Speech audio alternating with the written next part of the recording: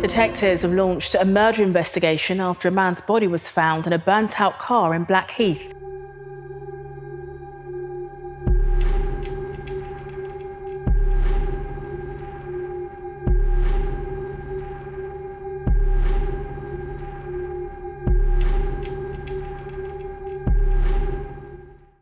पच्चीस फरवरी 2011 की एक रात साउथ ईस्ट लंदन के ब्लैक हीथ एरिया में पुलिस को सड़क के बीचों बीच आग में जलती हुई एक गाड़ी नजर आती है। पुलिस जल्दी से फायर फाइटर्स की मदद से उस आग को बुझाती है और जब पुलिस गाड़ी के अंदर की तलाशी लेती है तो वहां कोई भी मौजूद नहीं होता और ना ही पुलिस को किसी किस्म का कोई एविडेंस मिलता है। पुलिस जब गाड़ी की डिक्की खोलती है तो उन्हें उसमें से एक इंसानी लाश मिलती है जो पूरी तरह से जल चुकी थी और उसकी पहचान कर पाना लगभग नामुमकिन था। पुलिस के पास उस बॉडी की पहचान पता करवाने के लिए एविडेंस के तौर पर सिर्फ गाड़ी का नंबर मौजूद था। गाड़ी के नंबर की जांच से पता चलता है कि ये गाड़ी किसी अमनदीप कौर नामी लड़की की है। पुलिस जल्द अज जल्द अमनदीप कौर के घर जाती है ताकि पता लगाया जा सके कि आखिर ये डेड बॉडी किसकी है। सुबह के 5 बजे पुलिस को अपने घर पाकर अमनदीप कौर की मां थोड़ा घबरा जाती है और जल्दी से अमनदीप को पुलिस के आने की इत्तला करती है। पुलिस जब अमनदीप कौर से पूछती है कि आखिर उनकी गाड़ी उनके घर से 7 किलोमीटर दूर कैसे पहुंची और उसमें आग कैसे लगी, तो इस सवाल के जवाब में अमनदीप कौर उन्हें बताती है कि कल रात उसकी गाड़ी उसका बड़ा भाई गगनदीप सिंह अपने फ्रेंड की पार्टी में ले जाने के लिए लेकर गया था। पुलिस जब गगनदीप सिंह के बारे में मजीद पता करती है तो उन्हें पता चलता है कि महज 21 साल का गगनदीप ना सिर्फ मिलियनेयर बल्कि सिख फेडरेशन का प्रेसिडेंट भी था। 2 साल पहले 2009 में गगनदीप के फादर चरणदीप को उन्हीं के बिजनेस पार्टनर ने गोली मारकर कत्ल कर दिया था। ये सब सुनने के बाद पुलिस को लगता है कि शायद ये बॉडी गगनदीप की ही है और हो ना हो गगनदीप के मर्डर में उसके फादर के कातिलों का भी हाथ है। इन सारे सवालों के जवाब ढूंढने के लिए पुलिस उस जगह की सीसीटीवी फुटेजेस निकलवाती है जहां से उन्हें गगनदीप की गाड़ी मिली थी। एक सीसीटीवी फुटेज में पुलिस को दिखता है कि 2 लोग गगनदीप की गाड़ी के पास से भाग रहे हैं, जिसमें से एक आदमी ने टर्बन यानी पगड़ी पहनी हुई थी जैसे गगनदीप पहना करता था, लेकिन सीसीटीवी फुटेज के धुंधला होने की वजह से उन दोनों आदमियों में से किसी का भी चेहरा देखा नहीं जा सकता था। इस सीसीटीवी फुटेज के बाद पुलिस के पास 2 थ्योरीज थी। एक तो ये कि सीसीटीवी फुटेज में दिखने वाले दोनों आदमियों में से एक आदमी खुद गगनदीप है जो कत्ल करके भाग गया है, और दूसरी थ्योरी ये थी कि गाड़ी में मिलने वाली डेड बॉडी खुद गगनदीप की ही है और सीसीटीवी फुटेज में दिखने वाले दोनों आदमी ही उसके कातिल हैं। इन थ्योरीज के पीछे का सच पता करने के लिए पुलिस गगनदीप की फैमिली के डीएनए से उस बॉडी का डीएनए टेस्ट करवाती है और अगले दिन 26 फरवरी को फॉरेंसिक रिपोर्ट से ये पता चलता है कि ये डेड बॉडी गगनदीप सिंह की है। ये बात पुलिस फौरन गगनदीप की फैमिली को बताती है। ये खबर गगनदीप सिंह की फैमिली के लिए एक बड़ा सदमा थी। गगनदीप की बहन को एक आखिरी बार अपने भाई को देखने के लिए कहा जाता है, जो उसके लिए बहुत मुश्किल था क्योंकि डेड बॉडी की हालत इतनी बुरी थी कि किसी का भी दिल कांप जाता। अमनदीप कौर काफ़ी सारे इंटरव्यूज़ में अपने भाई की डेड बॉडी की हालत को बयान कर चुकी हैं कि कैसे उसके भाई को जिंदा जलाया गया, यहाँ तक कि उसकी बॉडी में सिर्फ हड्डियाँ दिख रही थी जबकि उसकी एक आंख बिल्कुल अंदर की तरफ धंस चुकी थी। गगनदीप की पोस्टमार्टम रिपोर्ट से मजीद भयानक राज पुलिस के सामने आते हैं। पोस्टमार्टम रिपोर्ट से पता चलता है कि गगनदीप की मौत से पहले उसे बुरी तरह मारा पीटा गया था और जिस समय गगनदीप की बॉडी को आग लगाई जा रही थी उस समय उसकी सांसें चल रही थी। अब सवाल ये उठता है कि आखिर कोई क्यों इतनी बेरहमी से 21 साल के गगनदीप को मारना चाहेगा।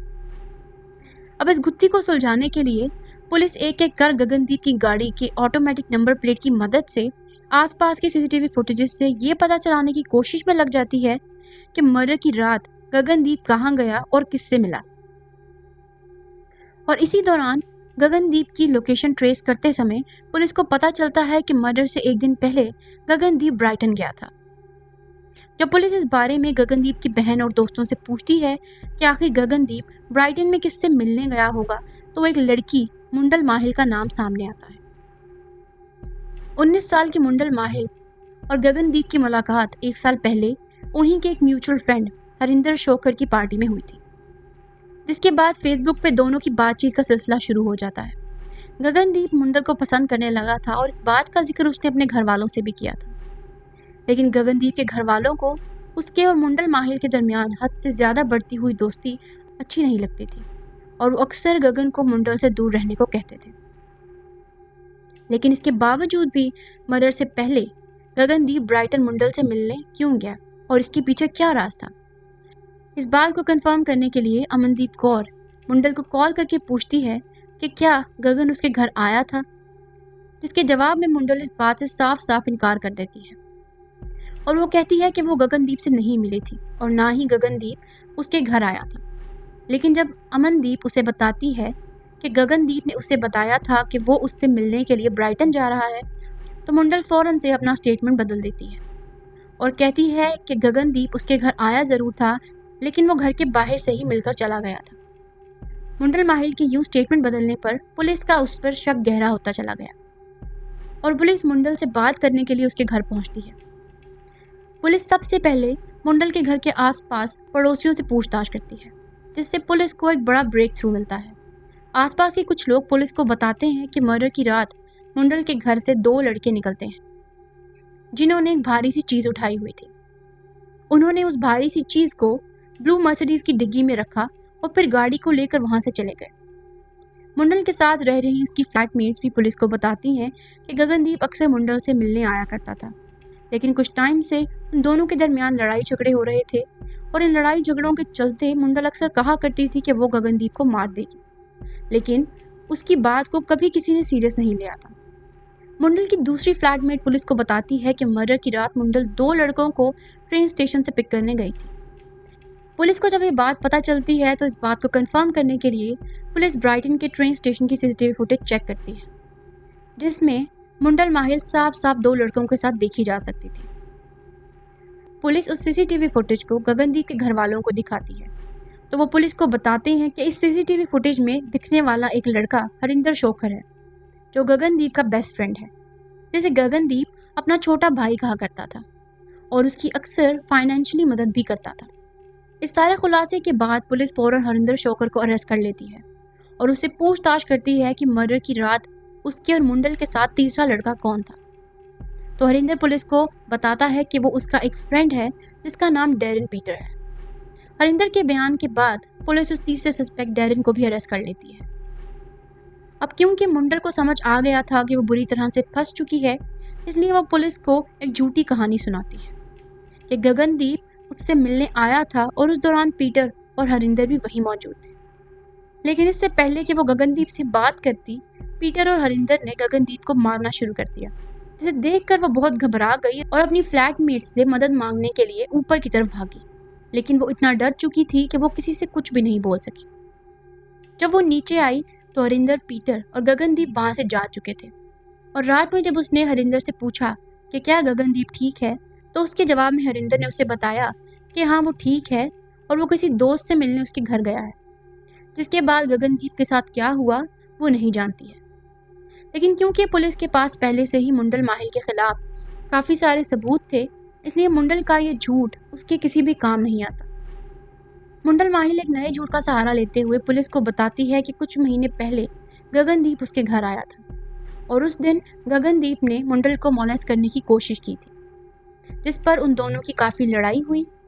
लेकिन मुंडल क्योंकि गगनदीप से बात नहीं करना चाहती थी, इसलिए इस इंसिडेंट के बाद काफ़ी महीनों तक उन दोनों ने एक दूसरे से बात नहीं की। लेकिन आखिरकार 25 फरवरी को मुंडल गगनदीप को मैसेज करके मिलने के लिए घर बुलाती है। गगनदीप जब मुंडल के घर आता है तो वहाँ मुंडल के अलावा हरिंदर और डैरेन भी मौजूद होते हैं। हरिंदर के बयान के मुताबिक उस रात उन्होंने सिर्फ गगनदीप को डराने और सबक सिखाने के लिए बुलाया था, लेकिन गगनदीप को किसने जलाया ये वो नहीं जानते। पुलिस हरिंदर शोखर और मुंडल के इस झूठ पर बिल्कुल यकीन नहीं करती, क्योंकि पुलिस के पास ना सिर्फ मुंडल के फ्लैटमेट्स और उसके पड़ोसियों के बयानात मौजूद थे, बल्कि हरिंदर शोखर और मुंडल के मैसेज हिस्ट्री भी थी, जिसमें हरिंदर मुंडल से कहता है कि वो उसके लिए 21 साल तक जेल में रहने को तैयार है, लेकिन क्या मुंडल उसका इंतज़ार करेगी। इन सारे सबूतों और गवाहों की बिना पर इस केस को अदालत में पेश किया जाता है और अदालत हरिंदर शोखर को 22 साल, डैरेन पीटर को 12 साल जबकि इस सारे मर्डर की मास्टरमाइंड मुंडल माहिल को सिर्फ और सिर्फ 6 साल कैद की सज़ा सुनाती है। लेकिन अफसोस ये 6 साल की सज़ा भी कम होकर 3 साल रह जाती है। यानी सिर्फ 3 साल की जेल के बाद ही मुंडल को जेल से रिहा कर दिया गया था। और 2016 में मुंडल ने वरिंदर सिंह बोला से शादी कर ली, जो 2019 में रेड ब्रिज के मेयर के तौर पर सामने आया। वरिंदर सिंह के मेयर बनने के बाद गगनदीप की बहन अमनदीप कौर ने एक पिटीशन दायर की, जिसे बहुत सारे लोगों ने सपोर्ट किया और लोगों का इतना प्रेशर देखकर मुंडल के हस्बैंड को अपनी मेयर की पोस्ट से हटना पड़ा। इस सारे मर्डर की मास्टरमाइंड मुंडल माहिल आज भी आज़ाद घूम रही है और हरिंदर अपनी बाकी की सज़ा जेल में काट रहा है, जबकि पीटर अपनी 12 साल की सज़ा काटने के बाद अब रिहा हो चुका है। और इस सारे केस में गगनदीप सिंह की फैमिली आज भी अपने भाई और बेटे को याद करके रोती है। तो दोस्तों, ये था आज का केस। तुम्हारी इस केस के बारे में क्या राय है तो मुझे कमेंट सेक्शन में ज़रूर बताना। और अगर तुम चैनल पर नए हो तो तुम चैनल को सब्सक्राइब कर लो, ताकि हर वीक तुम एक ऐसी ही क्राइम दास्तान सुन सको।